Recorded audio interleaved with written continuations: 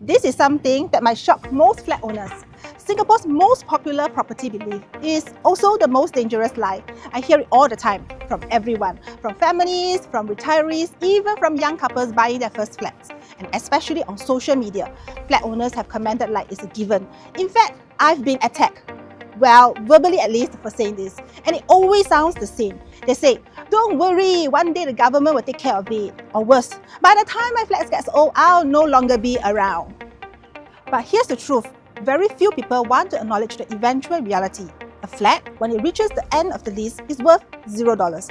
And my guess is, even at 70 years old or even 60 years old, the property will get so difficult to be sold that the owners will hope for one thing, CERS. And this thing about CERS, the reality is that most flats will never be picked. And clinging on to that belief, that's how people get stuck. Waiting, hoping, only to end up disappointed when reality hits. So this is where the hot debate around CERS and now VERS comes in.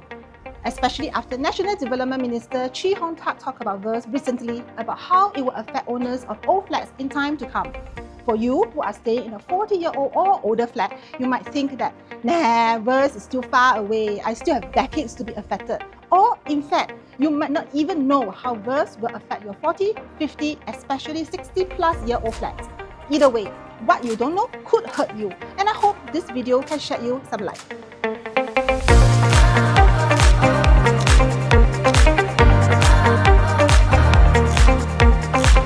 Hi everyone, I'm Jessica here. If you've been following property news, you'll know that our Minister of National Development recently mentioned that VERS, the Voluntary Early Redevelopment Scheme, will likely be implemented from around 2030 onwards. And CERS, the once golden goose of older flat owners, will be no more. Here's what he said.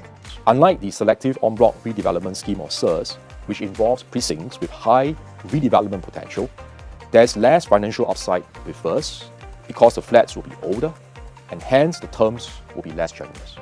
Because of that video, I've seen many agents start talking about VERS, what it is, what it could look like, but I think most of those discussions stay at the surface level. They don't go into the real implications, especially for homeowners whose flats are already more than 40 years old. Even more so for those with 50-plus and even 60-plus-year-old flats. And also, one pool of people that missed out are the homeowners who are reaching or have hit 55 years of age. So, how will VERS affect your flats? And what has being 55 years of age got to do with all this? So, in this video, I'm going to take you a bit deeper into the VERS discussion. Because frankly, I don't think this is just a policy discussion. It's about our flats, debatably the most important possession we will need in our lives, and to another extent, our money, our retirement, and our future flexibility. So let's break it down.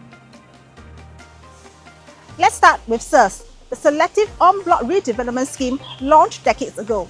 For those of you around my age or more senior, I'm sure you've known some friends or relatives or at least heard of flat owners winning the lottery because their flats have been chosen for CERS.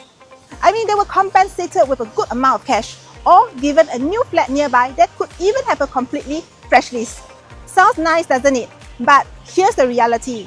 From 1995 till now, only about 5% of all HDB flats have ever been chosen for CERS. Just 5%. Yet even until now, I've encountered so many people pinning their hopes on it, as if it was almost guaranteed when their flats get old. The way I see it is that it's a lottery, and the odds are against you.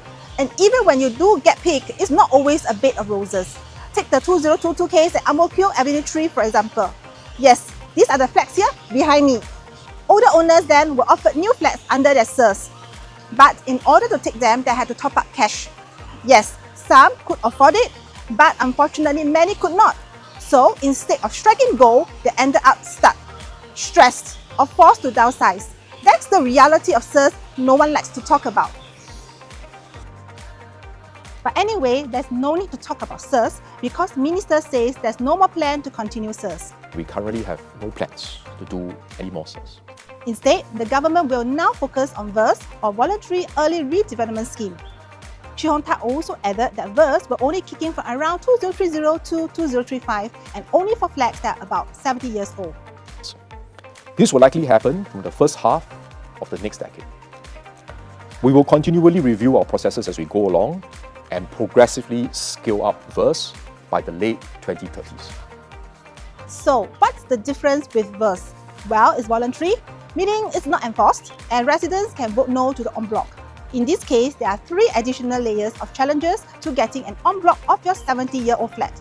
The first challenge is whether your block will be offered VERS in the first place. As of now, although the assumption is that all flats above 70 years old will still be offered, I personally don't think so. Because understanding how the government works, a lot of it comes from the demand of the land plot. Now picture this, we are in the year 2045. And here at Ang Mo Kio Avenue 3, this cluster of flats here opposite the town centre and MRT are turning 70 years old. And so is this cluster of flats here just 3 bus stops away. Now, if the government has the capacity to only VERS one cluster, which do you think has more likelihood to get it? I would bet it's the town centre cluster. Remember, with so many flat clusters island-wide in every neighbourhood town coming to 70 years of age, especially from 2040 onwards, it's impossible for HDB to en bloc every single one. There's just not enough resources to do so, and the reality is some clusters will be left to age until the lease runs out. So this is the first challenge. The second challenge, even if you yourself want to accept the VERS offered to you, your neighbour might say no, because VERS require a majority vote. There's no talk of what that percentage is, and if it's anything like the collective sales of private condos, which is normally at 80%, things might move extremely slowly. Because for many condos going for en bloc, they might not get 80% majority vote after 2, 3 or 4 rounds of voting after years and years. But these aren't the big issues yet. The third challenge is the most severe to us, at least to me. But before I discuss on this, if you're finding this video interesting or eye-opening, do me a favor, can? Help me to hit the like button, subscribe and share this, especially with someone you know who owns an older flat. They need to hear this. And if you want more deep dives into property topics that other people avoid discussing, make sure to subscribe and turn on the notification bell. You don't want to miss the next one. Let's come back to the third challenge. And let's imagine that your flat is offered VERS. The majority said yes, and you are given a compensation. Remember, VERS payout will not be as generous as that of CERS. And especially if your flat is already 70 years old, you probably will not get enough money to buy another flat in the vicinity. So, this is the worst case scenario, that you have already retired, that you belong to the group who voted no because you have no more savings or you have no intention to fork out cash to resettle into another place. But because your flat is VERS, you have to get another place. So really, on paper, VERS sounds like a good solution. Instead of waiting until a flat hits the end of its 99-year lease, homeowners can vote and collectively agree to redevelop earlier. But the reality is that there will be people in the minority who are forced to move out, possibly without enough cash to purchase a replacement flat.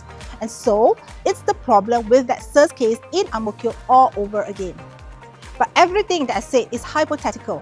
Today and for the next 5 years, there are no 70-year-old flats in Singapore yet. None. Which means nobody actually knows how this will work out in practice. Are all 70-year-old flats offered VERS? What price will be offered? Will it be fair enough? What's the majority threshold to go through? Will there even be demand in the first place, since possibly the majority of the residents could be retirees and older folks who want to continue to live there until the lease ends?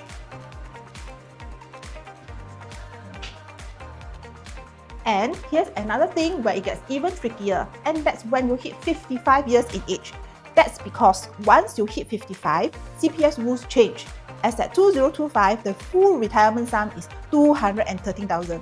So when you want to sell your flat at or after 55, part of your sales proceeds will be returned back to CPF to top up your retirement account, which means that a large portion of your sales proceeds potentially won't come back to you as cash. Let me give you an example. Say you sell your flat for 800,000. Over the years, you have used 500,000 from your CPF to pay for it.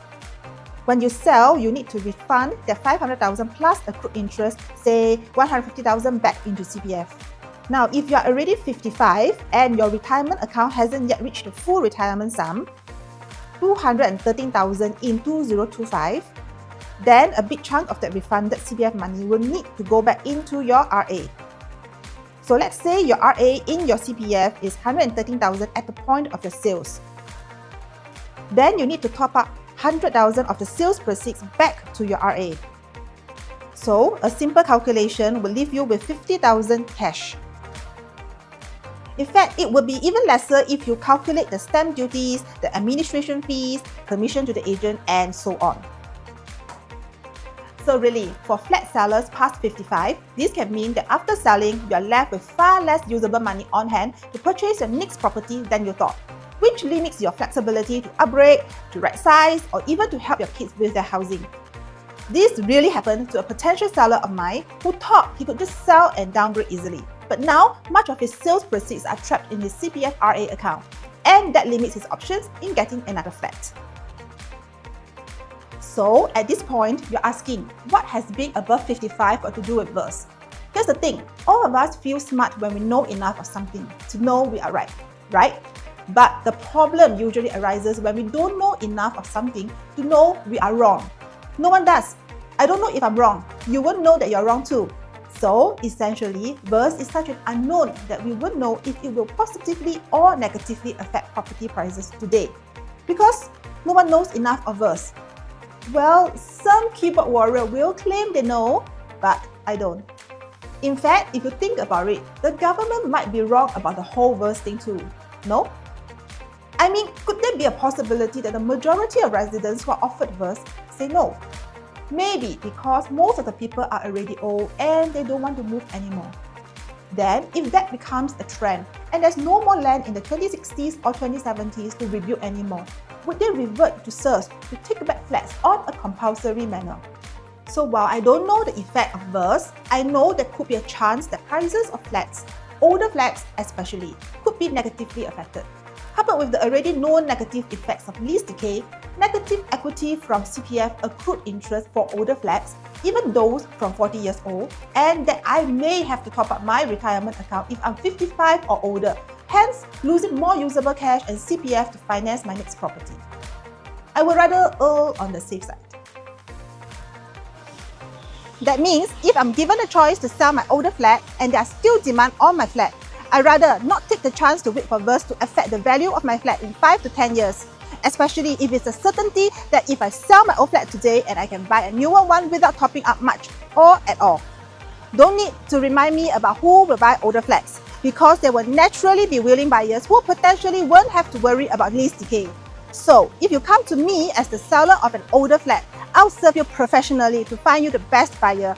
And if you come to me as a potential buyer of an older flat, I'll make sure you understand what you're getting yourself into and help you determine if your finances make sense for you to go ahead.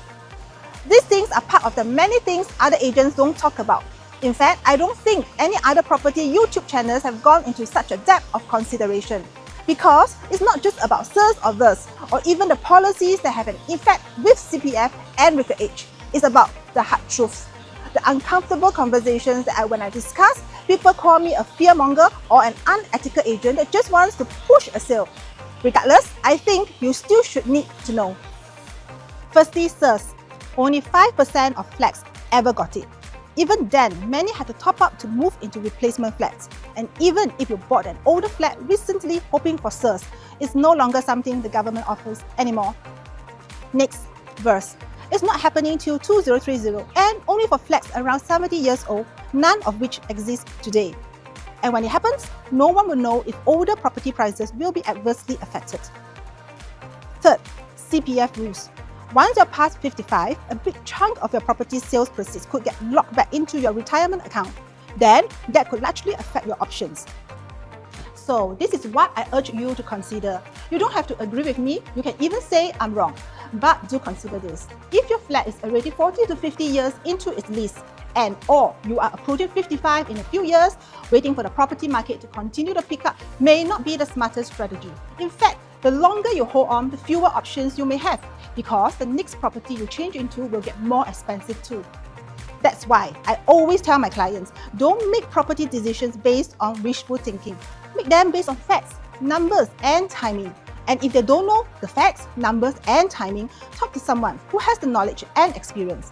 I don't claim to be the best agent for you to talk to, but I could be the next better person who can shed some light for your situation. Drop me a message or leave a comment below. I'll be happy to walk through your numbers and your options all together. Regardless, let me ask you this. If you owned an older flat, would you rather cash out now while you still have more choices? Or hold on and wait and see on a scheme that is highly unknown in its effect today. In fact, it could even be a gamble. Let me know what you think in the comments. I love to hear your perspective. Like and subscribe, okay? My name is Jessica, and I'll see you in the next video.